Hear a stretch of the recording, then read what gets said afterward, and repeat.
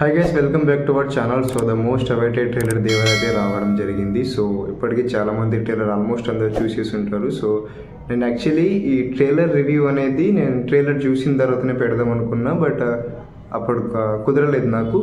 But ఆ గ్యాప్లోనే Twitter ఎక్స్లో అయితే దేవర ఆచార్య రెండు ఒకటే అని అయితే ట్రెండ్ అవుతున్నాయి. సో కొన్ని సిమిలర్ క్లిప్స్ని అయితే తీసుకొని సో వాటిని ట్రెండ్ చేస్తున్నారు. సో ఆచార్యలో ఉన్న సీన్స్ దేవరలో పెట్టారు. సో ఆచార్యకి ఏదైతే క్యారెక్టరైజేషన్స్ ఉన్నాయో అది దేవరలో కూడా సేమ్ ఉన్నాయి. వాళ్ళు చెప్పేది ఏంటంటే కొన్ని మనకు దేవర ట్రైలర్ స్టార్టింగ్లో అలా కొండ ప్రాంతం చూపిస్తారు. ఐ మీన్ స్టార్టింగ్ వాళ్ళ ప్రాంతాన్ని చూపిస్తారు. అదేవిధంగా ఆచార్యలో కూడా అలాగే చూపిస్తారు, ధర్మస్థలి అనే ప్రాంతాన్ని అలాగే చూపిస్తారు. అండ్ ఇందులో సోను సూద్ గారి రోల్ ఏమో ఇందులో సైఫ్ అలీ గారిని చేస్తున్నారు. అండ్ ధర్మస్థలి ఏదైతే ఉంటుందో ఇక్కడ రామ్ చరణ్ గారు ఆ ధర్మస్థలిని కాపాడతారు.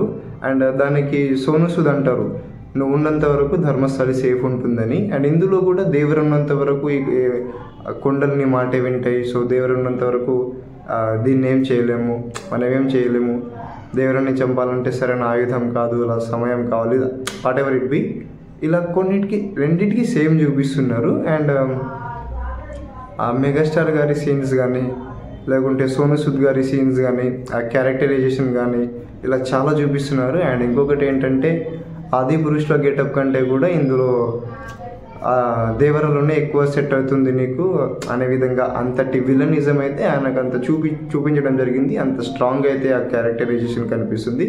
బట్ పాయింట్కి వెళ్ళాలంటే మనము సోను సూద్ గారికి సైఫ్ అలీ ఖాన్కి ఎక్కడ పోలిక లేదు. సో ఆ క్యారెక్టర్ డిమాండ్ పరంగా ఆయన అలా చేసి ఉండొచ్చు. ఎందుకంటే సైఫ్ అలీ ఖాన్ గారికి ఇప్పటివరకు ఎప్పుడు ఇలాంటి రోల్స్ పడలేదు. ఐ మీన్ మొత్తం ప్యూర్లీ డిఫరెంట్ రోల్ ఉంది. హెయిర్ స్టైల్ కానీ తర్వాత రెండు లుక్లో కనిపిస్తారు, అందులో కూడా రెండు లుక్లో కనిపిస్తారు మనకు సోను సూద్ గారు. సో ఇలా ప్రతిదీ చిన్న చిన్న లాజిక్ని పట్టుకొచ్చి వీళ్ళు ఇక్కడ పెట్టేసి రెండు సేమ్ అనే విధంగా అయితే చూపించడానికి ట్రై చేస్తున్నారు. బట్ రెండు చాలా డిఫరెంట్ స్టోరీస్ ఉంటాయి, మనకు తెలిసిందే కదా. ఆచార్య అనేది ధర్మస్థలి అండ్ పాదఘట్టం అనే టాపిక్ చుట్టూ తిరుగుతూ ఉంటుంది. ఇది వచ్చేసి మొత్తం సముద్రం, ఇది మొత్తం సముద్రం చుట్టూ ఉంటుంది, మొత్తం సీ ప్రాంతం. అండ్ అందులో డ్యూల్ రోల్ ఉంది. అండ్ అందులో దేవర అండ్ అందులో తారకన్నకి డబుల్ రోల్ ఉన్నాయి. సో అందులో తండ్రి కొడుకుల క్యారెక్టర్ అయితే చేయడం జరుగుతుంది. సో ఆయన ఫస్ట్ అప్పటికే ఆయనకు ముందు వీళ్ళు ఊర్లో చాలా ఇబ్బంది పెడతా ఉంటారు, చాలా భయపెడతా ఉంటారు, కష్టపెడతా ఉంటారు. సో వన్స్ దేవర ఎంటర్ అయిన తర్వాత మొత్తం ఆ ఊరు ఫేట్ మారిపోతుంది. అలా చేసిన తర్వాత సడన్లీ ఏమవుతుందో మనకు తెలియదు. బట్ దేవర అయితే అవుట్ ఆఫ్ ది టౌన్ అయిపోతాడు.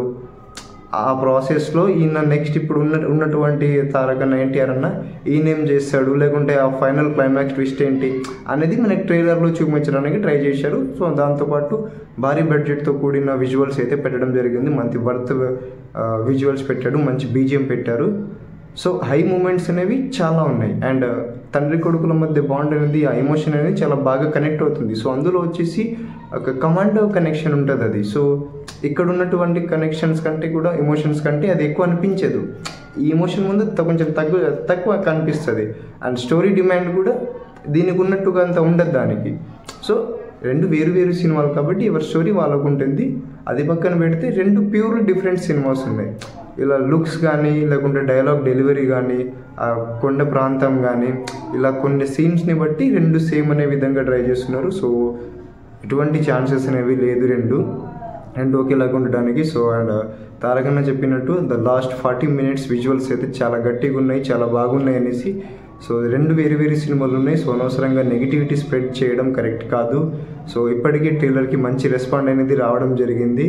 సో ఇప్పుడు సెప్టెంబర్ 27కి సినిమా కూడా థియేటర్లో రాబోతుంది. So let's enjoy the movie. So don't spread negativity. So video నచ్చితే లైక్ చేయండి. మళ్ళీ కలుద్దాం నెక్స్ట్ వీడియోలో. Thank you.